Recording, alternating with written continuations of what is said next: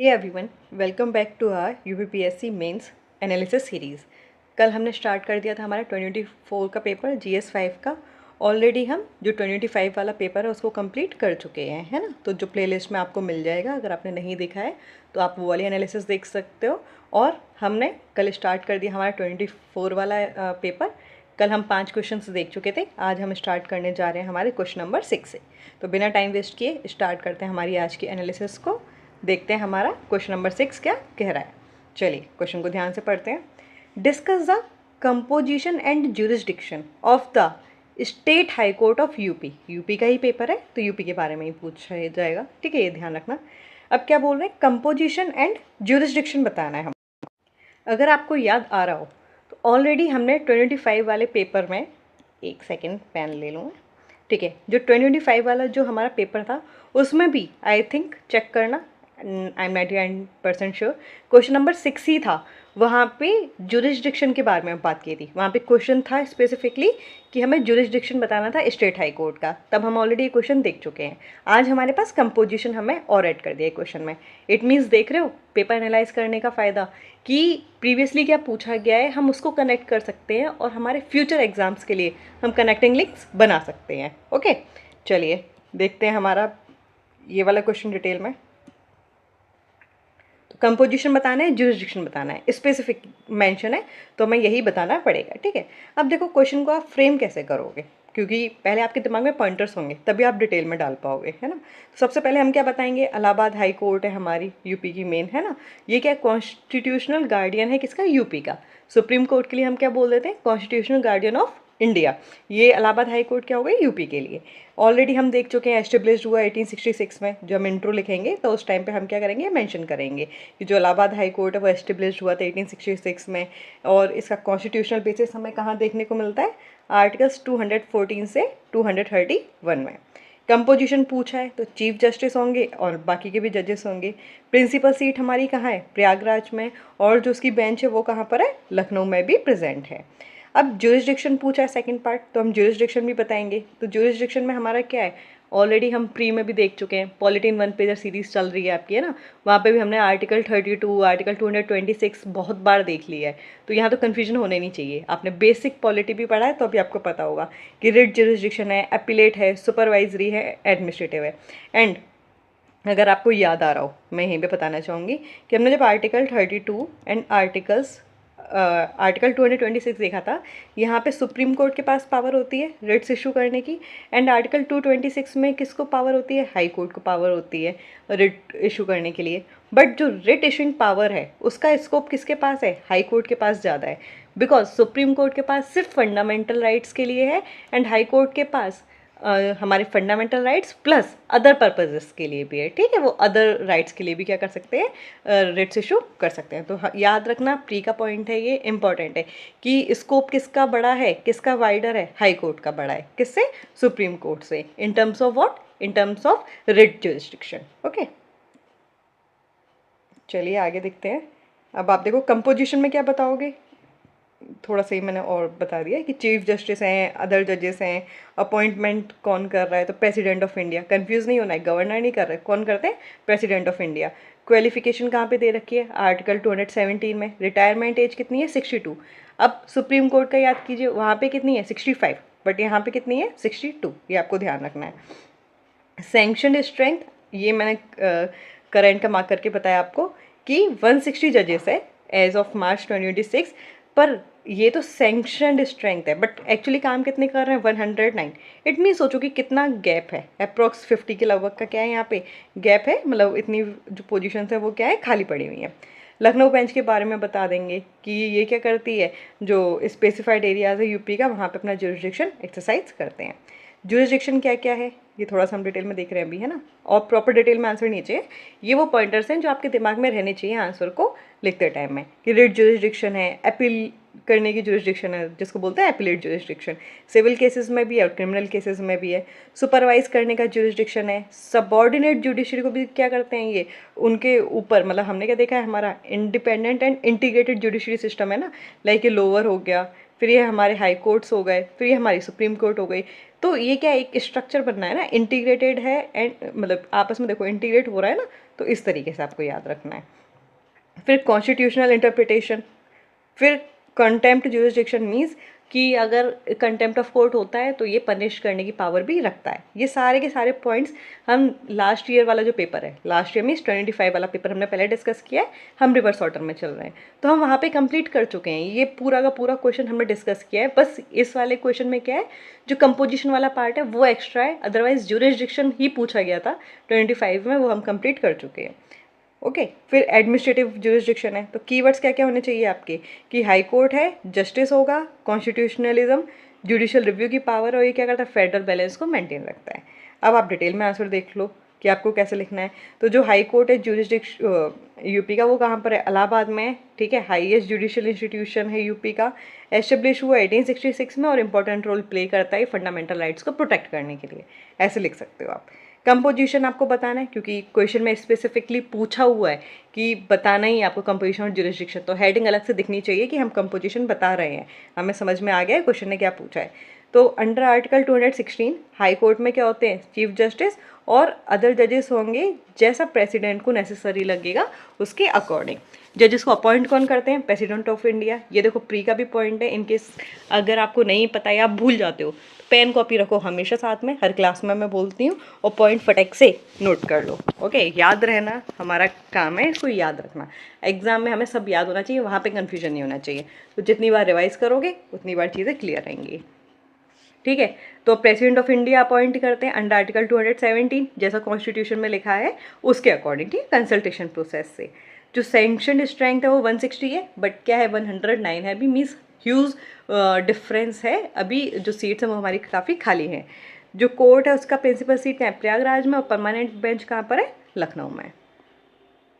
ये हो गया कंपोजिशन। अब हम आएंगे हमारे ज्यूरिसडिक्शन पर। अब देखो ज्यूरिसडिक्शन ऑलरेडी बता दिया, रिट ज्यूरिसडिक्शन है, आर्टिकल 226 में आता है, फंडामेंटल राइट्स भी एंड अदर पर्पजेस के लिए भी है, इसलिए ये क्या है, वाइडर ज्यूरिसडिक्शन है। किसके कंपैरिजन में, article 32 of the supreme court. फिर बात करते हैं अपील करने का ज्यूरिसडिक्शन, तो दोनों मैटर्स में, सिविल एंड क्रिमिनल, सुपरवाइज करता है अंडर आर्टिकल 227। कॉन्स्टिट्यूशनल ज्यूरिसडिक्शन है ना, मतलब जुडिशियल रिव्यू की भी पावर है। एडमिनिस्ट्रेटिव ज्यूरिसडिक्शन, एक सेकेंड, कॉन्स्टिट्यूशनल ज्यूरिसडिक्शन में ऑलरेडी बता चुकी हूँ कि जो जुडिशियल रिव्यू होता है उसमें क्या होता है कि लेजिस्लेटिव और एग्जीक्यूटिव के एक्शंस को वो कंट्रोल करते हैं। अगर वो कॉन्स्टिट्यूशनल प्रोविजन से बाहर जा रहे हैं, बेसिक स्ट्रक्चर डॉक्ट्रिन को वायलेट कर रहे हैं, तो ये उसको, चाहे वो लॉ है या बिल है या जो भी है, उसको क्या कर देंगे, वो नल एंड वॉइड कर देते हैं। तो ये क्या है, हमारा जुडिशियल रिव्यू कहलाता है। ऑलरेडी बता चुकी हूँ तो दिक्कत नहीं होनी चाहिए, ये सिर्फ अभी आपका एक रिवीजन है। फिर कंटेम्प्ट ज्यूरिसडिक्शन, अभी बताया कि क्या है, कोर्ट ऑफ रिकॉर्ड है अंडर आर्टिकल 215, तो अगर आपने कुछ गलत किया है, गलत बोला, तो आपको पनिशमेंट मिल जाएगी। अब यूपी के लिए सिग्निफिकेंस क्या है, भाई हमारे फंडामेंटल राइट्स और कॉन्स्टिट्यूशनल वैल्यूज़ को ये बचा रहा है ना, प्रोटेक्ट कर रहा है। जुडिशियल अकाउंटेबिलिटी को भी क्या कर रहा है, इंश्योर कर रहा है ना। जो एग्जीक्यूटिव अथॉरिटीज़ हैं, अभी हमने देखा ना जुडिशियल रिव्यू है, तो वो क्या करता है, इसको मेंटेन कर रहा है, हमारे चेक एंड बैलेंसेस को। यूनिफॉर्मिटी मेंटेन रखा हुआ है एंड डिसिप्लिन मेंटेन रहता है हमारी लोअर जुडिशरी में, सबऑर्डिनेट जुडिशरी में। और ये क्या है, इंपॉर्टेंट इंस्टीट्यूशन है चेक का, जो स्टेज जो हमारा आर्बिट्रेरी एक्शन ले लेता है, मतलब वही लेजिस्लेटिव एंड एग्जीक्यूटिव्स जो ले लेते हैं, उसको क्या करता है, कंट्रोल में रखता है। तो कंक्लूजन आप क्या दे दोगे कि इलाहाबाद हाई कोर्ट हमारा क्या है, जुडिशियल पिलर है ना यूपी का, जहाँ पे कॉन्स्टिट्यूशनल रिव्यू भी हो रहा है, जो राइट्स हैं उनको प्रोटेक्ट भी किया जा रहा है, अपीलेट जस्टिस भी है, और जो स्टेट का जुडिशियल सिस्टम है उस पर क्या हो रहा है, सुपरविजन रखा जा रहा है। तो ये आप इससे अपने आंसर को कंक्लूड कर सकते हो। कुछ एक्स्ट्रा नहीं सोचना था, बेसिक क्वेश्चन था, मीन्स सिंपल पॉलिटी क्वेश्चन है, आपको यूपी के टर्म्स में पूछा है, तो थोड़ी सी आपको एडिशनल चीज़ें पता होनी चाहिए कि हाई को, मतलब जो हमारी हाई कोर्ट है उसकी सीट कहाँ पर है, कितने जजेस हैं, बस थोड़ा सा ये प्रोविजन और कौन अपॉइंट करता है, बाकी क्या है, बेसिक क्वेश्चन है। ओके, GS2 वाला ही है। चलिए आते हैं नेक्स्ट क्वेश्चन पे, क्वेश्चन नंबर 7 पे क्या बोल रहा है, what are the key challenges in ensuring an efficient law and order situation in Uttar Pradesh. Challenges पूछ रहा है, कौन से की चैलेंजेस, मतलब मेन जो चैलेंजेस हैं, क्या इंश्योर करने के लिए, efficient law and order situation को मेंटेन करने के लिए। एक चीज़ मैं पहले बता देती हूँ, आप याद रखिएगा कि बाद में आप लोग सोचते हो कि मतलब क्वेश्चन आंसर्स हैं बट हमें पीडीएफ कहाँ मिलेगी, तो टेलीग्राम पे ऑलरेडी मैं क्लास से पहले सारी की सारी पीडीएफ्स प्रोवाइड करवा देती हूँ। क्लास होगी उससे पहले आपको नोट्स मिल जाते हैं, तो उसका टेंशन मत लीजिए कहाँ मिलेगा कहाँ नहीं मिलेगा। नोट्स आपके पास अवेलेबल होंगे सारे, बट अपने हाथ में तब भी पेन कॉपी हमेशा रखा कीजिए। जैसे पॉइंट आया अपना हैंड रिटन लिख लीजिए, क्योंकि वो ज़्यादा ज़रूरी होता है। ठीक है, चलिए अब आगे चलते हैं कि अब इस आंसर को आपको कैसे फ्रेम करना है। तो देखो क्वेश्चन में क्या बोल रहा है, लॉ एंड ऑर्डर के बारे में बात कर रहा है। अब ये बताओ कि क्या बोल रहा है कि एंश्योर हम कैसे करेंगे। अब सबसे पहले आपको पता होना चाहिए कि हमारे चैलेंजेस क्या है exactly, law and order situation किस चीज़ से बिगड़ रहा है, क्या उसका सिनारियो है, अभी क्या कोई स्टेप लिया है गवर्नमेंट ने, लिया है तो, और अभी उसमें भी क्या क्या इश्यूज़ हैं जिसको हम टैकल कर सकते हैं और एफिशिएंट बना सकते हैं। ठीक है, तो सबसे पहले देखो हमने क्या बात की, यूपी लॉ एंड ऑर्डर की। सबसे पहले देखो यहाँ हमारे यूपी में क्या है कि ह्यूज पॉपुलेशन है, ठीक है, अलग अलग हमारे कम्युनिटीज़ हैं। तो मतलब खुद सोचो कि कम्युनिटीज़ का वेरिएशन काफ़ी ज़्यादा है, पॉपुलेशन काफ़ी ज़्यादा है, रूरल एरियाज़ भी काफ़ी हैं, अर्बन एरियाज़ भी काफ़ी हैं, हमारे स्मार्ट सिटीज़ भी हैं, है ना। अभी आएगा क्वेश्चन आगे चल के, इसलिए मैंने वर्ड यूज़ कर दिया कि आपका दिमाग अभी थोड़ा और चलता रहे। तो उसकी वजह से क्या है, हमारे पास काफ़ी डाइवर्सिफाई चीज़ें हैं, उसको कंट्रोल करना है ना। तो क्या होंगे चैलेंजेस, तो आएंगे आएंगे, सब सारी चीज़ों को हमें मैनेज करना है। तो स्केल भी काफ़ी ज़्यादा है, डाइवर्सिटी भी और टेक्नोलॉजी भी है। सबसे पहले आप देखो लार्जर पॉपुलेशन है, तो एडमिनिस्ट्रेटिव प्रेशर है उनको कंट्रोल करने का, कंट्रोल मीन्स उनको मैनेज करने का। पुलिस वैकेंसीज हमारी काफ़ी ज़्यादा है, सिर्फ जुडिशरी में नहीं, पुलिस वैकेंसीज भी काफ़ी ज़्यादा है। आपने लास्ट ईयर देखा होगा 25 में कि कितनी ज़्यादा पुलिस कांस्टेबल्स के लिए वो मतलब उनको चुना गया था, है ना। मतलब कितनी भर्तियाँ आ गई थी कि काफ़ी ज़्यादा हुआ था, मतलब बहुत सारी रील्स भी निकली थी इनकी। तो वैकेंसीज़ काफ़ी ज़्यादा हैं, तो इसको फिल करना चाहिए। साइबर क्राइम आप देख रहे हो, नए नए थ्रेट्स आए जा रहे हैं, है ना, इसको भी मैनेज करना है। ऑर्गेनाइज्ड क्राइम, कॉम्प्लेक्स नेटवर्क है, कितना ज़्यादा माफिया वगैरह हमने चीज़ें सुनी हुई है हमारे यूपी में। फिर कम्युनल और सोशल टेंशन्स रहते हैं, तो सेंसिटिव पुलिसिंग होनी चाहिए। ऐसा नहीं कि पुलिस कुछ भी जाके बोल रही है कि दंगा और भड़क गया, नहीं, सेंसिटाइज होना चाहिए। एंड ऑल्सो पुलिस को सेंसिटिविटी होनी चाहिए विमेन एंड एल्डर पर्सनस, और खासकर जो हमारे चिल्ड्रन से डील करते हैं कि आप क्या बोल रहे हो, आपके क्या एक्शंस हैं, वो सेंसिटिव होने चाहिए। मतलब ऐसा नहीं कि आप कुछ भी करो, ऐसे नहीं। ठीक है, आप रूल एंड लॉ को मेंटेन रख रहे हो बट इमोशनल इंटेलिजेंस के साथ, ठीक है, इन सिंपल वर्ड्स। तो ये मैंने वही बता दी, विमेन एंड वल्नरेबल ग्रुप्स को हमें प्रोटेक्ट करने का चैलेंज है। एंड टेक्नोलॉजी, अब देखो टेक्नोलॉजी है, आप पे अगर सर्वेलेंस लगा रहे हैं, मान लो हर जगह कैमरा लगा दिए कि हम आप पे नज़र रखेंगे कि आपके घर के सामने भी है, ठीक है, मान लो आपके घर के अंदर भी लगा दिया स्टेट ने, फिर आप बोलोगे यार हमारी प्राइवेसी तो रहेगी नहीं ना, मतलब प्राइवेसी कंसर्न्स भी तो आ जाएंगे। आर्टिकल 21 हमें राइट टू प्राइवेसी भी दे रहा है ना। तो भाई एंड कौन सा केस था ये, याद है आप लोगों को, नहीं याद तो लिख लेना, पुट्टा स्वामी केस, ओके, 2019 में आया था। तो मतलब हमें उसको भी तो मेंटेन रखना है। तो ये सारे क्या है कि पॉजिटिव चीज़ें भी है, जैसे टेक्नोलॉजी को आप यूज़ कर सकते हो, बट कंसर्न भी है कि भाई प्राइवेसी भी चली जाती है, ठीक है, तो वो वाली चीज़ें ध्यान रखनी है। तो मेजर चैलेंजेस क्या क्या हैं, वही जो भी हमने ऊपर देखे, ये थोड़ा डिटेल में बताएं कि एरिया काफ़ी ज़्यादा है, पुलिस पर्सनल और इंफ्रास्ट्रक्चर गैप्स है, न्यू क्राइम्स इमर्ज हो रहे हैं, और ये तो हमारे पुराने क्राइम है, organised crime, communal caste related tensions हैं, बच्चों की एंड जो महिलाएं हैं उनकी सेफ्टी पर ध्यान देना है, ठीक है, पॉलिटिकल इंटरफेरेंस भी हो जाता है कई बार, इन्वेस्टिगेशन एंड प्रोसिक्यूशन बहुत डिले हो जाता है, कभी टाइम भी नहीं होता है, तो उस पर भी हमें ध्यान देना है। पुलिस को मॉडर्नाइज भी करना है। एंड सबसे मोस्ट इम्पॉर्टेंट, कोऑर्डिनेशन मेंटेन रहना चाहिए पुलिस में, प्रोसिक्यूशन में एंड जुडिशरी के बीच में। मतलब ऐसा ना हो कि एक भी लूप होल अगर रह जाए तो हमारा वो केस क्या चलता जाएगा चलता जाएगा, एंड विक्टिम को क्या होगा कि वो तो केस खींच ही रहा है, और विक्टिम क्या हो जाएगा बेचारा, और ज़्यादा विक्टिम हो जाएगा कि यार क्या ही चल रहा है ये, है ना। तो इस चीज़ का ध्यान रखना है। अब देखो जो रिसेंट वैल्यू एडिशन मीन्स जो करंट की चीज़ है आप उसको ध्यान मतलब इंक्लूड कर सकते हो। जैसे मैंने बताया काफ़ी ज़्यादा 25 में क्या हुआ, इनको अपॉइंटमेंट लेटर्स मिले हैं, ठीक है, पुलिस कांस्टेबल्स के। फिर जो यूपी पुलिस ने उसने एक क्या बनाया, डेडिकेटेड साइबर क्राइम हेडक्वार्टर बनाया है, जहाँ पे जो भी साइबर क्राइम्स हो रहे हैं उससे रिलेटेड चीज़ों को क्या किया जाता है, देखा जाता है एंड उसको सॉल्व किया जाता है। तो आपके आंसर में क्या क्या आएगा, इफेक्टिव लॉ एंड ऑर्डर, जहाँ पे क्या होगा, कैपेसिटी बनाओ, टेक्नोलॉजी का यूज़ करो और कम्युनिटी का ट्रस्ट जीत दो और रूल ऑफ लॉ को मेंटेन करो। तो इंट्रोडक्शन में आप यही लिखेंगे कि यूपी में क्या है, unique law and order challenge है। क्यों? क्योंकि यहाँ पे पॉपुलेशन ज़्यादा है, जोग्राफिकल स्प्रेड ज़्यादा है, ठीक है, अलग अलग डाइवर्सिटी के लोग हैं, जो क्राइम का पैटर्न है वो भी चेंज होता जा रहा है। अब चैलेंजेस क्या है? स्केल ऑफ पुलिसिंग, ठीक है, पॉपुलेशन इतनी ज़्यादा है तो उस पे डिफ़िकल्ट है, मतलब उतने लोग भी तो होने चाहिए ना पुलिस के भी, तो पुलिस प्रॉपर क्वांटिटी में होनी चाहिए। ह्यूमन रिसोर्स का कंस्ट्रेंट है, ठीक है, वही वैकेंसीज काफ़ी कम है, डिप्लॉयमेंट सही से नहीं हो रहा है, बट अभी हमने क्या किया है, इतने सारे पुलिस कांस्टेबल्स को हमने रिक्रूट किया है। मतलब एग्जैक्ट वर्ड्स आपको याद नहीं होने चाहिए, अबाउट 60,000 लिख दो या मोर देन 60,000 लिख दो, थोड़ा इतना आइडिया होना चाहिए। साइबर क्राइम इमर्ज होते जा रहे हैं, चाहे डिजिटल फ्रॉड हो, आइडेंटिटी थेफ्ट हो, ठीक है, ऑनलाइन ऑनलाइन फाइनेंशियल क्राइम से तो बहुत चल रहे हैं, ठीक है। तो ये क्या है, ये एक नया चैलेंज इमर्ज हो रहा है, पर इसके लिए हमने क्या किया, साइबर क्राइम हेडक्वार्टर्स का भी इंतज़ाम किया है।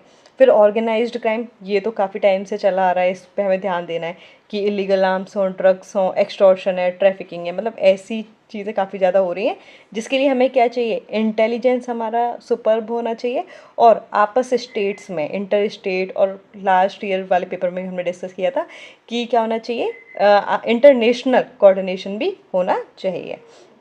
अब कम्युनल एंड सोशल टेंशन है कि र्यूमर्स फैला देते हैं, मिस इन्फॉर्मेशन हो जाता है, क्योंकि सोशल मीडिया का ज़माना है, रीच वाइडर लोगों तक है, ठीक है। अब क्या होता है कि कोई भी इन्फॉर्मेशन है वो भी बहुत जल्दी फैलती है, तो वो क्या कर सकती है कि अगर वो मिस इन्फॉर्मेशन है तो दिक्कत आ जाएगी, तो ये चीज़ आपको ध्यान रखनी है। फिर बच्चों के लिए, महिलाओं के लिए हमें देखना है, तो यहाँ पे क्या है कि सिंपल ये नहीं है कि आप कुछ हो गया है तो आपने बस केस रजिस्टर कर लिया, नहीं, सेंसिटिव इन्वेस्टिगेशन बहुत ज़्यादा ज़रूरी है। अब इन्वेस्टिगेशन एंड प्रोसिक्यूशन वही कि वीक ना हो, ये वीक है रहती है हमारी, ठीक है, फॉरेंसिक लिमिटेशंस हैं, तो ये सारी चीज़ों पर भी हमें ध्यान देना है।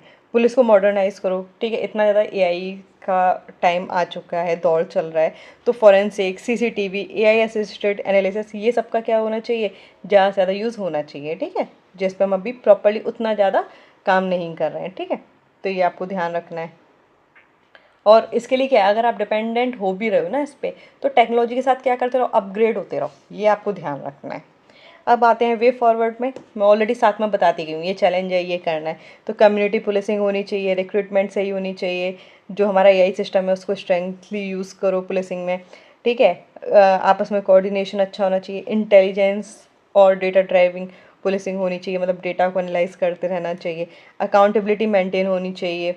फिर प्रिवेंटिव पुलिसिंग भी होनी चाहिए, ऐसा नहीं कि केस हो जाए उसके बाद ध्यान दे रहे हैं, नहीं भाई, चीज़ों को रोकने के लिए भी आप सेफ्टी का पहले से ध्यान रखो कि चीज़ें हो ही ना पाए, आप पहले प्रिवेंट कर लो।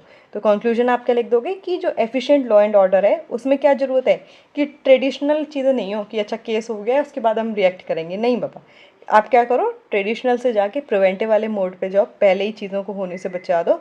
वहाँ पे आपको किसी जरूरत पड़ेगी, टेक्नोलॉजी का यूज़ करो, इंटेलिजेंस का यूज़ करो, एंड ऑब्वियसली ये वर्ड याद रखना, सिटीजन सेंट्रिक चीज़ें होनी चाहिए, चाहे आप स्मार्ट सिटी ले आओ, ठीक है, चाहे आप एआई ले आओ, चाहे आप लॉ एंड ऑर्डर को मेंटेन करो, या कुछ भी है, हमेशा पहले याद रखना है कि सिटीजन सेंट्रिक सिस्टम होना चाहिए। तो यहाँ पे हम क्या बोलेंगे, सिटीजन सेंट्रिक पुलिसिंग का हमें ध्यान रखना है, और साथ में मेंटेन क्या रखना है, जो हमारा रूल ऑफ लॉ है और कॉन्स्टिट्यूशनल राइट्स हैं वो भी वायलेट ना हो।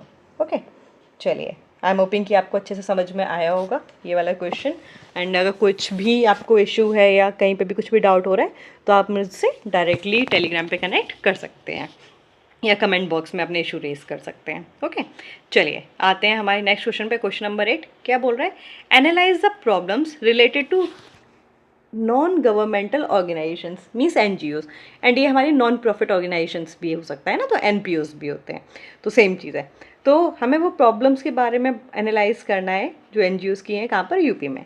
अब देखो, सबसे पहले हमें एनजीओ पता होना चाहिए, एनजीओ का काम क्या है, कि क्या करती है ये, मतलब गवर्नमेंट की ऑर्गेनाइजेशंस नहीं है, तभी तो नॉन गवर्नमेंट ऑर्गेनाइजेशंस है, पर ये काम क्या करती हैं, वही पैरेलल वाला काम करती हैं, लोगों का वेलफेयर करने का काम कर रही हैं। तो ये ध्यान रखना है कि अब काम कर रही हैं तो कुछ ना कुछ चैलेंजेस होंगे, क्योंकि गवर्नमेंट की ऑर्गेनाइजेशन तो है नहीं है, तो या मतलब पहले इनका आपको काम पता होने चाहिए, क्या चैलेंजेस फेस कर रहे हैं, क्या कुछ गवर्नमेंट ने इनिशिएटिव्स लिए हैं इनके लिए, एंड लिए भी हैं, तो फिर अभी क्या क्या और हम बेहतर कर सकते हैं, और साथ में वे फॉरवर्ड देना है आपको इसी सिस्टम में, मतलब इसी पैटर्न में, और अपना आंसर कंक्लूड कर देना है। चलिए अब देखते हैं एनजीओज इन यूपी। तो ये क्या कर रहे हैं, डेवलपमेंट कर रहे हैं ना, तो ये क्या डेवलपमेंट पार्टनर्स हैं हमारे गवर्नर चैलेंजेस में। अब सर्विस डिलीवरी करते हैं, ये हेल्थ एजुकेशन वेलफेयर का ध्यान रख रहे हैं। ग्रास रूट्स रीच है, मतलब मार्जिनलाइज जो ग्रुप्स हैं वहाँ तक इनकी रीच होती है, ठीक है। आपने देखा होगा कि अधिकतर जो NGOs हैं वो वीमेन के लिए, एल्डर्स के लिए काफ़ी ज़्यादा काम करते हैं, चिल्ड्रन के लिए काम करते हैं, है ना। तो ये ध्यान रखना है। अब कंसर्न्स क्या क्या आ जाएंगे अगर आप देखोगे, फंडिंग का है, अकाउंटेबिलिटी का। आपने देखा होगा कि जो FCRA foreign contributions regulation act है वो इन पे ज़्यादा ध्यान मतलब होती है कि कई बार क्या करते हैं ये मतलब नज़र में आ जाते हैं कि कुछ चीज़ें सही से भी नहीं हो रही होती है ना, मिसयूज़ में भी हो जाता है एंटी इंडियन एक्टिविटीज़ में, तो वो वाला इशू भी आ जाता है। फिर कैपेसिटी कितनी है, मतलब आपके पास उतनी प्रोफेशनल कॉम्पिटेंसी है या नहीं है, तो वो लिमिटेशन भी है थोड़ा। एंड मेन चीज़ कि काम जो हमारी NGO और गवर्नमेंट है वो सेम कर रही है, तो ये आपस में कोऑर्डिनेट करके और बेहतर तरीके से काम को कर सकते हैं ना। डुप्लीकेशन क्यों रखना, आप मतलब उस चीज़ को करो जहाँ आप एक दूसरे के कॉम्प्लीमेंट्री काम कर सकते हो। तो ये चीज़ें आपको ध्यान रखनी कि यहाँ पे क्या है, कोऑर्डिनेशन का इशू आता है। अब हम अगर मेजर प्रॉब्लम्स देखें तो वही जो अभी ऊपर मैंने बताया है थोड़ा शॉर्ट में है, वही है कि फंडिंग रिलेटेड इशूज़ हैं, ठीक है, इरेगुलर है, डोनर पे डिपेंडेंस है, और इंस्टीट्यूशनल रिसोर्सेज क्या है, कम है। गवर्नेंस रिलेटेड चैलेंजेस क्या है भाई, ट्रांसपेरेंसी है, इंटरनल गवर्नेंस क्या है, वीक है। आप इंटरनल ऑडिट करते रहो ना, देखते रहो, तो बाहर से मतलब गवर्नमेंट जो बिल्कुल बंद कर देती है NGOs वगैरह को, वो इशू नहीं आएगा। तो आप पहले खुद को भी तो स्ट्रेंथ करते चलो, तो ये वाला पॉइंट भी आप दोगे। फिर फाइनेंशियल अकाउंटेबिलिटी प्रॉपर ढंग से मेंटेन नहीं है, इसलिए FCRA के उस जब भी चलता है तो आप देखते हो कि बहुत ज़्यादा NGOs पर रोक लगा दी है, कई NGOs बंद कर दिए, ये बहुत न्यूज़ में आती है। ऑपरेशनल चैलेंजेस क्या हैं भाई, स्किल्ड पर्सनल तो हों काम करने के लिए, और ये भी क्या है, अर्बन की तरफ ज़्यादा है डेवलप, है ना। जो हमारे रूरल एरियाज़ हैं और सिटीज़ में भी अगर मैं बात करूँ तो जो Tier 1 Tier 2 सिटीज़ है ना वहाँ पे ज़्यादा है, तो और जो हमारे लोअर टीयर सिटीज़ हैं वहाँ पे इतनी ज़्यादा प्रेजेंट नहीं है। तो वो भी तो इशू है ना कि चाहिए तो हर लेवल के लोगों को, तो इनका रीच भी क्या हो, बढ़ाओ with coordination with the government. फिर एक्टिविटीज़ का डुप्लीकेशन है, क्योंकि गवर्नमेंट भी वही काम कर रही है, आप भी वही कर रहे हो, तो डुप्लीकेशन मत करो, साथ में कोऑर्डिनेशन के साथ काम करो। रेगुलेटरी वही कंप्लाइंस बर्डन है कि आपको जो लॉज हैं उसको मेंटेन करके रखना है। तो कई बार क्या होता है, ये जो अपना करना चाहते हैं एक्स्ट्रा चीज़ें और बेहतर तरीके से, वो नहीं कर पाते हैं क्योंकि ऑलरेडी इनके ऊपर भी बाउंडेशंस हैं। रजिस्ट्रेशन रिपोर्टिंग की रिक्वायरमेंट है इनके लिए। फिर FCRA रिलेटेड जो इश्यूज़ हैं, ठीक है, वो आ गया कि मतलब बाहर से अगर फॉरेन कंट्रीब्यूशन आता है तो और एक्स्ट्रा इनको ध्यान रखने की ज़रूरत होती है, रेगुलेशन और स्ट्रिक्ट हो जाता है। क्रेडिबिलिटी इशू है, ठीक है, स्टैंडर्डाइजेशन को मेंटेन करने का, ठीक है। कई बार जो फंड्स है वो मिसयूज़ हो जाता है, और सबसे इम्पॉर्टेंट पब्लिक ट्रस्ट का क्या डेफिशिट है। अब आप इसमें वैल्यू एडिशन क्या डालोगे, ये करंट अफेयर्स वाला पार्ट है। जो NGO दर्पण है ना, इसको आप मेंशन करोगे कि जो नीति आयोग का जो पोर्टल है वो NPOs मीन्स यही नॉन प्रॉफिट ऑर्गेनाइजेशन या नॉन गवर्नमेंट ऑर्गेनाइजेशन, उनको एक यूनिक आइडेंटिटी देता है, जिसको ही हम क्या बोल रहे हैं, दर्पण ID, जो कि ज़रूरत है अगर आपको गवर्नमेंट रिलेटेड प्रोसेस चाहिए या आप उसको यूज़ कर रहे हो, तो आप क्या करो, इस ID का यूज़ करो, और मतलब FCRA रिलेटेड जो भी प्रोसेसेस हैं या गवर्नमेंट ग्रांट्स हैं वो आपको इजीली मेंटेन हो जाएंगे, मतलब अवेलेबल हो जाएंगे। तो आप ये ऐड कर सकते हो। कीवर्ड्स में आपको याद रखना है कि इफेक्टिव NGOs होने चाहिए। सिर्फ NGOs खुले हुए हैं फ़ायदा नहीं है, बट वो कितने इफेक्टिवली काम कर रहे हैं वो होना चाहिए। तो इसके लिए क्या चाहिए, ऑटोनॉमी चाहिए, अकाउंटेबिलिटी चाहिए, कैपेसिटी होनी चाहिए इनमें काम करने की, और वो आपस में क्या होनी चाहिए, पार्टनरशिप मेंटेन होनी चाहिए गवर्नमेंट और NGOs के बीच में, जिससे डुप्लीकेशन ना हो, काम हमारा एफिशिएंटली हो और लोगों का वेलफेयर हो, सिटीजन सेंट्रिक गवर्नेंस हो, ठीक है। वर्ड फिर यूज़ हो गया सिटीजन सेंट्रिक। तो देखो अब आप इसका इंट्रोडक्शन कैसे लिखोगे कि NGO क्या इंपॉर्टेंट रोल प्ले करता है, हर एक लेवल पे लिख देना, education, health, livelihood promotion, women empowerment, disaster response, social welfare, सब आप लिख सकते हो एक्सेट्रा करके, ठीक है। पर जो इनका कई बार इफेक्टिवनेस है वो अफेक्ट हो जाती है कई रीजन्स की वजह से, जैसे इंस्टीट्यूशनल चैलेंज हो या हमारे ऑपरेशनल चैलेंज हो। तो हम यहाँ पे हम मेजर प्रॉब्लम्स देखेंगे, फाइनेंशियल सस्टेनेबिलिटी, ऊपर हम देख चुके हैं सारे के सारे पॉइंट्स, यहाँ पे डिटेल में लिखे हैं थोड़े। फाइनेंशियल सस्टेनेबिलिटी का इशू है, ट्रांसपेरेंसी एंड अकाउंटेबिलिटी का इशू है, रेगुलेटरी कंप्लाइंसेज हैं, वही रेगुलेशन काफ़ी ज़्यादा है, और अगर आप फॉरेन कंट्रीब्यूशन ले रहे हो तो और ज़्यादा टफ रेगुलेटरी कंप्लाइंसेज आ जाएंगे। कैपेसिटी कंस्ट्रेंट्स है, ठीक है, कि जो ग्रास रूट ऑर्गेनाइजेशन है उनके पास वो ट्रेंड प्रोफेशनल्स ही नहीं है। जब लोग ही आपके पास नहीं है तो आप काम कैसे बेहतर तरीके से कर पाओगे ना, प्रोजेक्ट को मैनेज करना, ये चीज़ें भी तो हैं कि डिलीवरी के लिए क्या चाहिए, काम अच्छे से होना चाहिए। फिर अनइवन जोग्राफिकल प्रेजेंस, अभी बताया कि कंसंट्रेट हमारे कहाँ मेजर अर्बन सेंटर्स पर हैं, तो इसके लिए जो हमारे रिमोट एरियाज़ हैं वहाँ पे क्या इम्पैक्ट पड़ रहा है या नहीं पड़ रहा, तो ये वाली चीज़ है, तो आपको ये याद रखना है। अब बात है डुप्लीकेशन ऑफ एफर्ट्स, बता दिया गवर्नमेंट और एनजीओज एक ही काम कर रहे हैं तो साथ में मिलके काम करो ना, कोऑर्डिनेशन के साथ एफिशिएंटली काम हो सके।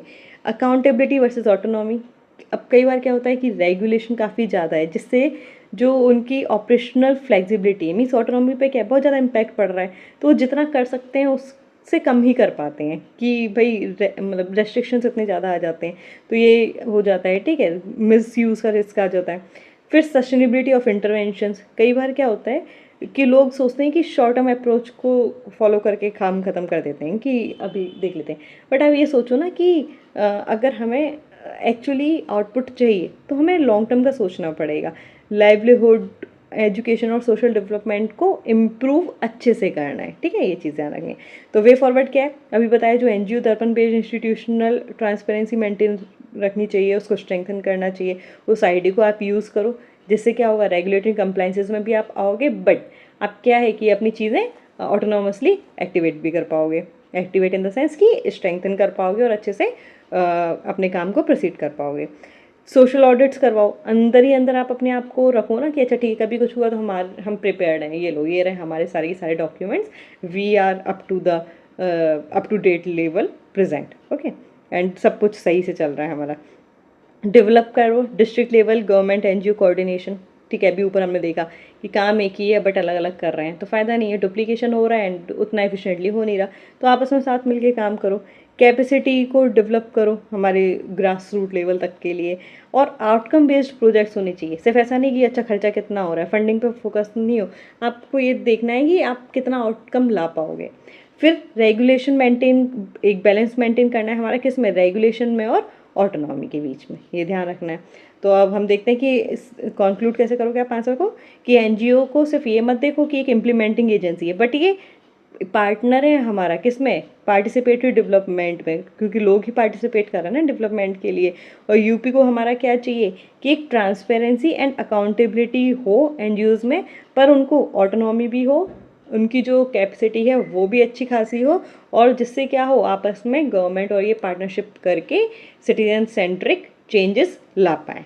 ओके, चलिए चलते हैं हमारे नेक्स्ट क्वेश्चन पे, क्वेश्चन नंबर 9। अब ये क्या बोला है, discuss the role of inland waterways authority, ठीक है, IWAI के बारे में बात कर रहे हैं, inland waterways authority of India के बारे में, कि इसका रोल बताना है आपको किस चीज़ के लिए, जो हमारा ट्रांसपोर्ट है, वाटर ट्रांसपोर्ट और टूरिज़्म को बढ़ाने के लिए। अब सोचो कि मतलब हमारे जो मोड ऑफ ट्रांसपोर्ट है, रोडवेज हो गया, रेलवेज हो गया, वाटरवेज हो गया, ठीक है, एयरवेज हो गया, जिसमें क्या होता है जो वाटरवेज है वो काफ़ी चीप होता है, ठीक है, ये आपको ध्यान रखना है। तो ये वही बोल रहे हैं कि अगर हम यूपी के टर्म्स में बात करें तो जो हमारी इनलैंड वाटरवेज अथॉरिटी है वो हमारा वाटर ट्रांसपोर्ट और टूरिज्म को कैसे प्रमोट कर रहा है, ठीक है, चलिए देखते हैं। अब देखो एक चीज़ आपको पता हो, जो हमारा नेशनल वाटरवे 1 है, ठीक है, तो वो हमारा यही रीज़न आ जाता है वाराणसी वाला। अब सोचो कि यूपी वाला ही रीज़न है, तो और वहाँ पे हमारा क्या है रिलीजियस रीज़न भी पड़ जाता है, तो उसके चक्कर में क्या है कि कल्चरल रीज़न है, टूरिज़्म भी काफ़ी ज़्यादा होता है, तो आप उसके लिए यूज़ कर सकते हो। दूसरा वाटर ट्रांसपोर्ट के लिए तो है ही ना, नेशनल वाटरवे है हमारा। चलो तो देखते हैं क्या है, कि आपको बताना है कि गंगा जो हमारी है, क्योंकि गंगा पे ही बना हुआ है हमारा नेशनल वाटरवे 1, तो ये क्या है इकोनॉमिक एंड टूरिज्म कॉरिडोर का काम कर रहा है। अब नेशनल वाटरवे 1 आपको गंगा याद रखना है, कि वाराणसी का आपको बताना है कि यहाँ पे कार्गो एंड लॉजिस्टिक्स वाले पार्ट को हम यूज़ कर सकते हैं, वो है ना मल्टी मॉडल ट्रांसपोर्टेशन सिस्टम है। कम्युनिटीज़ जेटिंग होती है तो लोकल कनेक्टिविटी भी मिल रही है। क्रूज टर्मिनल है जो कि टूरिज्म को बढ़ावा दे रहा है। Arth Ganga means river based livelihoods मिलता है लोगों को। मल्टी मॉडल कनेक्टिविटी, जो हमारा वाटरवे है, ठीक है, इसको रेड और रोल से भी कनेक्ट कर दो ना, तो जो हमारा लोकल लेवल पर है, जो हमारा टूरिज्म सर्किट है, वो भी तो मेंटेन हो जाएगा इससे। अब देखो वाटर ट्रांसपोर्ट में हमने जो ऊपर बताया वही है, नेशनल वाटरवे 1 देखा हमने, वाराणसी मल्टी मॉडल टर्मिनल देखा, गाजीपुर वाराणसी कनेक्टिविटी है, मतलब वही रेड रोल से भी हमने कनेक्ट कर रखा है। कम्युनिटी जेटिंग है, फेयरवे का डेवलपमेंट है, जो रास्ता है उसको भी डेवलप करते चलो, वो नेविगेशन में हेल्प करेगा। और मल्टी मॉडल मतलब काफ़ी ज़्यादा क्या है लॉजिस्टिक्स में भी हमें हेल्प करेगा। टूरिज़्म में क्या है, रिवर क्रूज हो गया, वाराणसी गंगा टूरिज़्म हो गया, रिलीजियस टूरिज़्म है, हेरिटेज टूरिज़्म है। इससे क्या होगा, टूरिज्म होगा तो लोकल डेवलपमेंट होगा, ठीक है, एम्प्लॉयमेंट जनरेशन क्रिएट होगा, और रिवर फ्रंट इकोनॉमी हमारी क्या होगी, बूस्टअप हो जाएगी। अब यहाँ पे देखो जो करंट अफेयर्स वाली चीज़ है जो आप नोट कर सकते हो, कि जो IWAI है ना, मतलब हमारी इंटरनेशनल क्या बोलते हैं, इनलैंड वाटरवेज ऑफ इंडिया, ठीक है, तो इसके बारे में अथॉरिटी ऑफ इंडिया है ना, तो ये क्या है, एक फुल फ्लेज रीजनल ऑफिस खोला है इसने, कहाँ पे, वाराणसी में, ठीक है, जनवरी 2025 में ही खोला है। और सब ऑफिस कहाँ पे इसका, प्रयागराज, जिससे क्या करेगा वो इस जो हमारी इनलैंड वाटरवेज एक्टिविटीज़ है उसको नज़र रख पाएगा, ठीक है, ओवरसी कर पाएगा। तो वाराणसी में हमारा क्या है, MMT है, कहाँ पे, नेशनल वाटरवे 1 पे। तो ये वही 25 में क्या किया है, जो रिवर क्रूज टर्मिनल्स हैं, शिप रिपेयर फैसिलिटीज़ और इलेक्ट्रिक चार्जिंग इंफ्रास्ट्रक्चरों को भी ऐसे इनिशिएटिव्स को भी गवर्नमेंट ने अनाउंस किया है। तो आपको क्या क्या लिखना है इस आंसर में, गंगा वाटरवे, तो लॉजिस्टिक, टूरिज्म, लाइवलीहुड और रीजनल कनेक्टिविटी, ये सारे पॉइंट्स आ जाएंगे। तो इन क्वेश्चन को ऐसे शुरू कीजिएगा कि यूपी में क्या है, इनलैंड वाटर ट्रांसपोर्ट का भी अच्छा खासा पोटेंशियल है, ठीक है, तो वही गंगा एंड उसकी ट्रिब्यूटरीज की वजह से। तो IWAI, inland waterways authority of India, किसके अंडर में आती है, ministry of port, shipping and waterways, तो ये अपना इंपॉर्टेंट रोल प्ले कर रही है। अब देखो हम रोल बताएंगे वाटर ट्रांसपोर्ट में, क्योंकि एक्सप्लिसिटली हमसे क्वेश्चन में पूछा गया है, और रिलीजियस वाली चीज़ में भी, कल्चर टूरिज्म में, ठीक है। तो पहला पॉइंट देखेंगे तो डेवलपमेंट करना है NW1 का, तो ये हमारा क्या है, यूपी को जो ईस्टर्न वाला जो वाटरवे नेटवर्क है उससे कनेक्ट करता है, ठीक है, तो ट्रांसपोर्टेशन में ऐसे काम में आ रहा है। फिर हमारा MMT मतलब मल्टी मॉडल टर्मिनल है हमारा वाराणसी पे, तो याद रखना कहाँ पे है, रामनगर में है, वाराणसी में, जो कि क्या है, एक इम्पॉर्टेंट लॉजिस्टिक इंटरफेस है कि वाटर ट्रांसपोर्ट को कनेक्ट कर दिया गया है रेड और रोल से, तो इसलिए मल्टी मॉडल टर्मिनल है। कम्युनिटी जेटिंग होती है, ठीक है, तो लोकल कम्युनिटीज़ जो पैसेंजर्स हैं, जो हमारी स्मॉल स्केल की इकोनॉमिक एक्टिविटीज़ हैं वो इम्प्रूव हो रही हैं। नेविगेशन का इंफ्रास्ट्रक्चर, फेयरवे का डेवलपमेंट हो रहा है, नेविगेशनल एड्स आते जा रहे हैं, ठीक है, बाकी के जो भी इंफ्रास्ट्रक्चर रिक्वायर्ड होते हैं वो सब पे काम किया जा रहा है। मल्टी मॉडल कनेक्टिविटी है, तो यही अभी हमने ऊपर देखा, रोड, रेल, लॉजिस्टिक पार्क्स के साथ कनेक्ट किया जा रहा है, जिससे जो ट्रांसपोर्टेशन कॉस्ट है और जो रोड नेटवर्क पे भीड़ रहती है ना काफ़ी ज़्यादा, जो डिकंजेशन होता है उसको कम किया जा रहा है। और जो हमारा मल्टी मॉडल लॉजिस्टिक पार्क है ये कहाँ पे डेवलप किया जा रहा है, वाराणसी में, तो ये आपको याद रखना है। अब टूरिज्म में रोल देखेंगे तो अब देखो रिवर क्रूज है, ठीक है, इससे क्या होगा, टूरिज्म बढ़ेगा, पर्टिकुलरली कहाँ पे, वाराणसी वाले रीजन में, गंगा घाट वाला अपना रीजन पड़ जाता है ना। रिलीजियस टूरिज्म के बारे में बात करते हैं तो रिलीजियस सेंटर है तो वहाँ पे रिलीजियस टूरिज्म भी होता है काफ़ी ज़्यादा। हेरिटेज टूरिज्म, वहाँ पे घाट्स हैं, टेम्पल है, हिस्टोरिकल साइट्स है, रिवर फ्रंट कल्चरल लैंडस्केप्स हैं, तो इसकी वजह से भी हमारा टूरिज्म बढ़ता है। अब टूरिज्म बढ़ेगा, लोग आ रहे हैं तो एम्प्लॉयमेंट भी तो जनरेट होगा, है ना, हॉस्पिटलिटी प्रोवाइडर्स के लिए, लोकल एंटरप्रेन्योर्स के लिए भी फ़ायदा है। अर्थ गंगा, ये कंपोनेंट क्या देखता है कि रेजुविनेशन, मतलब जो गंगा है उसको भी, जो हमारी रिवर है उसको भी क्या करता है, रेजुविनेट करता है, दोबारा एक अच्छी दशा में ले आता है ना, रेजुविनेट, नया कर दिया, ठीक है। और जो इकोनॉमिक एक्टिविटी है उसके साथ कनेक्ट करता है, जिससे क्या होगी, जो हमारी लाइवलीहुड और इकोनॉमी वो भी डेवलप होगी अलॉन्ग द गंगा, क्योंकि हम गंगा की बात कर रहे हैं अभी यहाँ पे। अब देखो चैलेंजेस क्या हैं, क्योंकि ये तो हमने सिग्निफिकेंस पॉइंट देख लिए, बट चैलेंजेस तो होंगे ना, सीजनल वेरिएशन आ जाते हैं नेविगेबिलिटी में, continuous dredging and fairway maintenance चाहिए। ड्रेजिंग का मतलब जो नदी के किनारे होता है ना, तो वहाँ पे सिल्ट, सैंड वगैरह वो इकट्ठी हो जाती है, तो हमें क्या करना है, उसको रेगुलर रिमूवल करना है जिससे कोई दिक्कत ना हो, तो ये वाला काम भी हमें करना पड़ता है। अब इकोलॉजिकल कंसर्न्स भी हैं, और लास्ट माइल कनेक्टिविटी भी क्या है, लिमिटेड है, उसको भी हमें वाइडर रीच तक लेके जाना है। और जो ट्रेंड मैन पावर है और टूरिज्म इंफ्रास्ट्रक्चर है उसको भी थोड़ा ध्यान देना पड़ेगा, तो ये भी हमारे चैलेंजेस हैं। और कंक्लूजन में हम क्या लिख देंगे कि जो IWAI है वो ट्रांसफॉर्म कर सकता है गंगा को सिर्फ एक रिवराइन रिसोर्स से कहाँ तक, multi modal economic and tourism corridor तक। इसलिए यूपी को क्या करना चाहिए, इंटीग्रेट करना चाहिए वाटर ट्रांसपोर्ट को, जो लॉजिस्टिक्स है, religious tourism and local livelihood को, जिससे क्या होगा, sustainable and economical regional development हो जाएगा। ओके, चलिए अब चलते हैं आज के हमारे लास्ट क्वेश्चन पे। क्या बोल रहे हैं, डिस्कस द रोल पूछ रहा है किसका, स्मार्ट सिटी का, किसमें इम्प्रूव करने के लिए living conditions of the people of UP, मतलब स्मार्ट सिटी ने लोगों के लिविंग कंडीशंस को कैसे इम्प्रूव किया है, तो आपको इसके बारे में आंसर देना है। कई बार क्या होता है, नॉर्मल सबको लगता है कि स्मार्ट सिटी है मतलब टेक्नोलॉजी होगी, ठीक है, AI का यूज़ हो रहा होगा, तो यस टेक्नोलॉजी का यूज़ है, बट सिर्फ ये नहीं है ना कि टेक्नोलॉजी का यूज़ हो रहा है, हमेशा याद रखो जब भी हम आंसर लिखेंगे सिटीजन फोकस्ड होना चाहिए, तो एफिशिएंट सर्विस डिलीवरी होनी चाहिए, सिंपल इतना याद रखो। स्मार्ट सिटी से क्या हो रहा है, बेटर क्वालिटी बन रही है हमारी लाइफ की।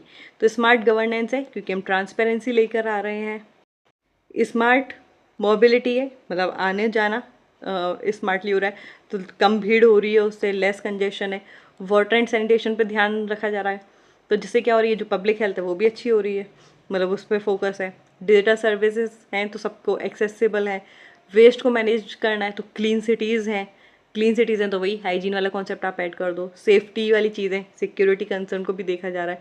और ग्रीन इंफ्रास्ट्रक्चर मीन्स सस्टेनेबिलिटी पे भी फोकस अच्छा खासा है। तो मेजर एरियाज़ वही जो अभी हमने ऊपर बिल्कुल क्रिस्प में देखे कि इंफ्रास्ट्रक्चर देखा जाएगा, टेक्नोलॉजी पे ध्यान रखा जाएगा, मोबिलिटी, ठीक है, कि ट्रांसपोर्टेशन अच्छा हो। एनवायरनमेंट पे फोकस है हमारा, एनवायरनमेंट पे फोकस है मतलब ग्रीन स्पेसेस, एनर्जी एफिशिएंसी रहनी चाहिए, वेस्ट को मैनेज करो, पॉल्यूशन को मॉनिटर करो। और सोशल डेवलपमेंट, ये तो इंपॉर्टेंट कंपोनेंट है ये, कि health, safety, affordable housing, accessible civil services, ये सब प्रोवाइड होनी चाहिए। अब हम यूपी के लिए क्या वैल्यू एडिशन है अभी, ठीक है, करंट अफेयर वाली चीज़। तो यूपी में क्या है, 10 सिटीज़ है under national smart cities mission, और हम 7 स्टेट और स्पॉन्सर्ड सिटीज़ और डेवलप कर रहे हैं as per the state government. तो जो स्मार्ट सिटी का अप्रोच है, ये इंपॉर्टेंट लाइन है, ठीक है, याद रखना कि इंक्लूड कर रहा है digital governance, citizen services, smart urban infrastructure and sustainable development. ये आपको याद रखना है। ओके, कीवर्ड क्या यूज़ करने हैं। स्मार्ट सिटी का मतलब सिर्फ स्मार्ट टेक्नोलॉजी नहीं है, स्मार्ट सिटी का मतलब टेक्नोलॉजी हो, इंफ्रास्ट्रक्चर हो, इंक्लूजन हो, सस्टेनेबिलिटी और गुड गवर्नेंस भी हो। ओके, अब इसके आंसर पे आते हैं। तो जो रैपिड अर्बनाइजेशन है यूपी में, वो प्रेशर बिल्ड कर रहा है हाउसिंग पे, ठीक है, ट्रांसपोर्टेशन पे, सैनिटेशन पे, वाटर सप्लाई, मतलब सिविल सर्विसेज पे इम्पैक्ट डाला है। तो स्मार्ट सिटी क्या है, एक इम्पॉर्टेंट एंड रिक्वायर्ड इनिशिएटिव है जो टेक्नोलॉजी को यूज़ करेगा, जो इंफ्रास्ट्रक्चर्स को इम्प्रूव करेगा और बेटर गवर्नेंस देगा, जिससे जो हमारी अर्बन लाइफ है उसकी क्वालिटी को बेहतर बनाएगा। अब इसका रोल देख लेते हैं, लिविंग कंडीशंस को कैसे इम्प्रूव किया है। तो देखो, बेटर सिविक सर्विसेज आ गई हैं, अब डिजिटल प्लेटफॉर्म्स आए हैं, उससे क्या है, जो सर्विसेज सर्टिफिकेट्स मिलते हैं, कंप्लेंट्स का रिड्रेसल हो जाता है, पेमेंट्स एंड ग्रीवेंसेस सब क्या हो रहे हैं, फास्ट हो रहे हैं एंड ज़्यादा ट्रांसपेरेंट वे में हो रहे हैं। Water and sanitation, water supply पे, ठीक है, सीवेज नेटवर्क, सैनिटेशन पे ज़्यादा ध्यान दिया जा रहा है। सॉलिड वेस्ट मैनेजमेंट इतना ज़्यादा न्यूज़ में रहता है, जो वो एनवायरनमेंट वाला पार्ट पढ़ेंगे ना, तो हम बहुत अच्छे से देख लेंगे। और हाँ, क्या बोलते हैं, अभी हमारी पॉलिटी 1 पेजर सीरीज़ चल रही है, ऑलरेडी मैं कंप्लीट कर चुकी हूँ हिस्ट्री वाली, एंशियंट हिस्ट्री की 1 पेजर सीरीज़, और उस पर बेस्ड MCQs, ठीक है, दोनों सीरीज़ अलग है। पहले मैं क्या करती हूँ, आज फॉर एग्जांपल आज अगर मैंने फंडामेंटल ड्यूटी पे क्लास ले ली, तो कल मैं क्या करूँगी, उसी पर बेस्ड MCQ प्रैक्टिस करवाऊंगी, जिससे आपका रिविज़न मेंटेन हो सके। तो ऑलरेडी एंशियंट हिस्ट्री कंप्लीट है। पॉलिटी की हम 10 क्लासेस कंप्लीट कर चुके हैं till amendment of the constitution, यहाँ तक कंप्लीट कर लिया है। तो अगर आपने नहीं देखा हो तो पहले जाके आप वो वाली क्लासेस देख लीजिए, क्योंकि आपको प्री पर भी फोकस रखना है, ठीक है, हल्के में कुछ नहीं लेना है। प्री एंड मेंस अक्टूबर तक साथ में लेके चलो, एंड फ्रॉम अक्टूबर हम डायरेक्टली शिफ्ट कर जाएंगे only on the pre part, ठीक है। तो प्लेलिस्ट अवेलेबल हैं, आप अच्छे से जाके चेक कर सकते हो, वहाँ पे पॉलिटी इन 1 पेजर आपको मिल जाएगी, एंशियंट हिस्ट्री इन 1 पेजर है, दोनों के ही MCQs हैं, पॉलिटी के भी एंशियंट हिस्ट्री के भी, उसको भी लगाओ।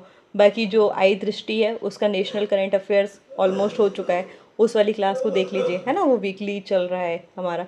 तो इन सारी चीज़ को मतलब शेड्यूलिंग के साथ करते रहो, छोड़ो मत, वरना बहुत बर्डन हो जाएगा।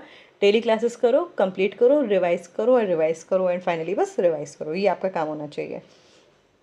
चलिए, फिर आते हैं हमारे स्मार्ट मोबिलिटी पर। मोबिलिटी, मूवमेंट आसान हो गया है, ठीक है। इससे क्या है, इंटेलिजेंट ट्रैफिक सिस्टम है तो भीड़ भाड़ कम लगती है। जो हमारा जैसे एनर्जी जो जाती है, पेट्रोल डीजल, ये सारी चीज़ें भी आप क्या कर सकते हो, उसको सेव कर पाते हो, है ना। बेटर मैनेजमेंट हो गया है। अब उससे ट्रैवल टाइम भी बच रहा है, पॉल्यूशन भी बच रहा है। पब्लिक सेफ्टी पर आपका ध्यान है, CCTV नेटवर्क्स यूज़ कर रहे हैं, ठीक है। Integrated command and control centres हैं, मतलब कमांड एंड कंट्रोल सेंटर्स को इंटीग्रेट किया गया है, जिससे इमरजेंसी रिस्पॉन्स तुरंत लिया जा सके और अर्बन सर्वेलेंस भी अच्छे से हो सके। एनवायरनमेंट पे फोकस है, ये तो इम्पोर्टेंट पार्ट है ये हमारा, ठीक है। जो स्मार्ट सिटीज़ हैं वहाँ पे ग्रीन स्पेसेस प्रोवाइड करवाए जा रहे हैं, एनर्जी एफिशिएंट इंफ्रास्ट्रक्चर है, रिन्यूएबल एनर्जी पे फोकस है, जैसे हमारा सूर्य बिजली वाला जो चल रहा है, ठीक है, सोलर एनर्जी वाला कंपोनेंट वो काफ़ी यूज़ किया जा रहा है, और पॉल्यूशन को मॉनिटर किया जा रहा है। एंड पर भी काम किया जा रहा है कि सिर्फ मॉनिटर नहीं कर रहे हैं, उसको कंट्रोल करने पर भी काम कर रहे हैं। फिर इंक्लूसिव अर्बन डेवलपमेंट हो रहा है, ठीक है। तो इंक्लूसिव मीन्स आपके हर सेक्शन को, हर रीजन को भी साथ में लेके चलने का काम हो रहा है। और इससे क्या हो रहा है, इकोनॉमिक अपॉर्चुनिटीज़ बढ़ रही है ना, इंफ्रास्ट्रक्चर बढ़ रहा है, डिजिटल कनेक्टिविटी बढ़ रही है, तो इससे क्या हो रहा है, इन्वेस्टमेंट आ रहा है, लोग अपना बिजनेस यहाँ सेटअप कर रहे हैं, जिसकी वजह से क्या हो रहा है, एम्प्लॉयमेंट क्रिएट हो रहा है, ठीक है। तो ये सारी चीज़ें आप यहाँ पे मेंशन करोगे। बट अब क्रिटिकल डायमेंशन चैलेंजेस भी होंगे। चैलेंजेस क्या है, सिर्फ टेक्नोलॉजी अकेली काफ़ी नहीं है, ठीक है। हमें क्या करना है, उसको मतलब जेन्युइनली स्मार्ट बनाना है, ठीक है, जिससे क्या हो कि जो लोगों तक उनका वेलफेयर हो, ठीक है, सिटीजन सेंट्रिक डेवलपमेंट हो, ठीक है। सिर्फ टेक्नोलॉजी लगा देने से काम नहीं होगा कि आपने कैमरे तो लगा दिया बट उसको देखने वाला कोई नहीं है। मॉनिटर करने के लिए वो इंटेलिजेंस भी चाहिए, वो लोग भी चाहिए कि तुरंत उसको मॉनिटर कर सकें और एक्शन भी ले लें, ठीक है, ये ध्यान रखना है। अब डिजिटल डिवाइड है, जो हमारे एल्डर लोग हैं, पुअर हैं और डिजिटली एक्सक्लूडेड पॉपुलेशन है, उस तक तो जो डिजिटल सर्विसेज हैं वो पहुंच ही नहीं रही ना, तो उसका भी हमें ध्यान रखना है। अर्बन इनइक्वेलिटी, जो थोड़े से हायर टियर वाले एरियाज़ हैं वहाँ पे ज़्यादा अच्छे से डेवलपमेंट हो रहा है रादर देन थोड़े से कुछ एरियाज़ वैसे हैं या लोअर टियर वाले हैं वहाँ पे डेप्रीवेशन है। डेटा का कंसर्न्स है, अभी बताया कि प्राइवेसी कंसर्न्स आ जाते हैं, साइबर सिक्योरिटी का कंसर्न है, रिस्पॉन्सिबल डेटा यूज़ का कंसर्न है, तो वो भी हमें ध्यान देना है। फिर इंस्टीट्यूशनल कैपेसिटी, म्यूनिसिपल जो बॉडीज़ हैं उसको फाइनेंस तो दो काम करने के लिए, अच्छे लोग तो दो जहाँ से वो काम कर सके, और जो उसकी प्लानिंग कैपेसिटी है उसको भी स्ट्रेंथन करना है, जिससे क्या आगे मतलब ऐसा नहीं कि सिर्फ आज बन गया स्मार्ट सिटी, उसको बनाए रखना है और इम्प्रूव करना है, रादर देन कि आज बन गया और फिर ठीक है बस चलता रहेगा, ऐसे नहीं। तो लॉन्ग टर्म मेंटेनेंस के लिए हमें ये सब चाहिए होगा। तो वे फॉरवर्ड में आप क्या लिखोगे, पीपल सेंट्रिक अप्रोच लेके आओ, जो अर्बन लोकल बॉडीज़ हैं उसको स्ट्रेंथन करो, यूनिवर्सल एक्सेस होना चाहिए कि sir digital and physical services का, ऐसा नहीं है कि यहाँ पे भी डिजिटल डिवाइड रहे या लोगों तक रीच ना हो जाए, तो यहाँ पे भी डिफ्रेंसिएशन क्रिएट हो जाए। स्मार्ट सिटीज़ मिशन को इंटीग्रेट कर दो अमृत के साथ, स्वच्छ भारत मिशन के साथ और अफोर्डेबल हाउसिंग इनिशिएटिव्स के साथ, क्योंकि सब क्या कर रहे हैं, फाइनली मिलके एक अच्छा स्मार्ट सिटी का कंपोनेंट ये लेकर आ जाएंगे। क्लाइमेट रेजिलिएंट पे और सस्टेनेबल अर्बन प्लानिंग पे भी फोकस होना चाहिए, ठीक है। मेज़र करना है through quality of life outcome से, कितने प्रोजेक्ट बने हैं वो नहीं, आपने कितना आउटपुट दिया है क्वालिटी वाइज, उस पर ध्यान देना चाहिए, ठीक है। तो सक्सेस यहाँ से मेजर होनी चाहिए। तो आप क्या इस कंक्लूड कर दोगे कि यूपी के लिए जो ट्रू ऑब्जेक्टिव है ना स्मार्ट सिटी का, वो क्या होना चाहिए, स्मार्ट गवर्नेंस, किसके लिए, बेटर लिविंग के लिए। ये याद रखना क्या है, स्मार्ट गवर्नेंस है बेटर लिविंग के लिए। गवर्नेंस को हमने स्मार्ट किया है किसके लिए, कि अच्छे से लोग रह पाए। तो इसलिए टेक्नोलॉजी क्या सर्व करे, हमारा inclusion, sustainability, mobility, public health and accountable urban governance, जिससे क्या हो हमारा सिटीजन सेंट्रिक डेवलपमेंट हो पाए, है ना, और वो भी कैसा हो, सस्टेनेबल है। तो ये सारे पॉइंट्स थे हमारे। आई एम होपिंग कि आपको ये सारे के सारे आंसर्स अच्छे से समझ में आए होंगे।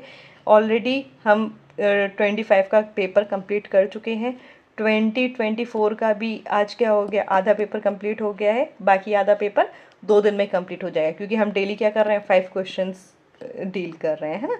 तो जिससे आपके ऊपर ज़्यादा बर्डन भी ना पड़े, और एक एक दो दो क्वेश्चन भी नहीं कर रहे कि जिससे बहुत डिले हो जाए सीरीज़। मैं खुद ट्राई कर रही हूँ, मैं जो आपको सजेस्ट किया कि अक्टूबर तक मेंस हमें ख़त्म करना है जितना पॉसिबल, जिसमें GS5, GS6 एंड GS4 ये आपके टारगेट होने चाहिए। तो मैं भी उसी डायरेक्शन में काम करवा रही हूँ कि आपको 5-5 क्वेश्चन लेके चलना है, ज़्यादा हेडेक भी नहीं आएगा, मतलब उतना आपके ऊपर बर्डन भी नहीं है, और 5 क्वेश्चन आप आराम से कर भी सकते हो। और हम GS5, GS6 एंड GS4 को अक्टूबर तक कंप्लीट करके ले जाएंगे, ठीक है, साथ में प्री के साथ, क्योंकि प्री के भी बहुत सारे इनिशिएटिव्स चल रहे हैं, आप प्लेलिस्ट में जाके चेक करो एंड उसको सीरियसली फॉलो करो, आपके बहुत काम में आएंगे। आप पहले खुद जाके चेक कर लो, हेल्पफुल लगते हैं तो उसको यूज़ करो, एंड हेल्पफुल वो लगेंगे ही लगेंगे अगर आप PYQs देखोगे या टेस्ट भी लगा रहे होगे, तो आपको समझ में आएगा कि जो इम्पोर्टेंट है हम वही चीज़ों को अच्छे से कर रहे हैं, कोई भी चीज़ मिस नहीं हो रही है, सारे पॉइंट्स और सारे के सारे फैक्ट्स है ना अच्छे से एनालाइज कर रहे हैं, समझ रहे हैं और याद कर रहे हैं, ठीक है। तो ये ऐसे ही आप अपना स्ट्रेटजी बना लो, ठीक है। मतलब आपको फॉलो करना है बस कुछ चीज़ों को, है ना, अच्छे से, तो बस वो उस पर ध्यान रखो एंड रिवीजन पढ़ो एंड रिवीजन पे ज़्यादा फोकस रखो, 10 चीज़ें मत करो, अपनी रिसोर्सेज को मिनिमाइज़ करो एंड उसको बहुत बार फॉलो करो, ठीक है, ये चीज़ आपको ध्यान रखनी है। एंड अगर आपको ये इनिशिएटिव्स पसंद आ रहे हो, आपके लिए हेल्पफुल हो, तो प्लीज़ अभी क्लास को लाइक कर दीजिएगा, ठीक है। आपने जो भी फेलो एस्पिरेंट्स हो उनके साथ शेयर भी कीजिएगा, ठीक है। और अगर आपने अभी तक चैनल को सब्सक्राइब नहीं किया है तो प्लीज़ इसको सब्सक्राइब भी कर लीजिएगा, ठीक है। चलिए फिर मिलते हैं हमारी कल की नेक्स्ट क्लास में। तब तक के लिए thank you, have a nice day to all of you.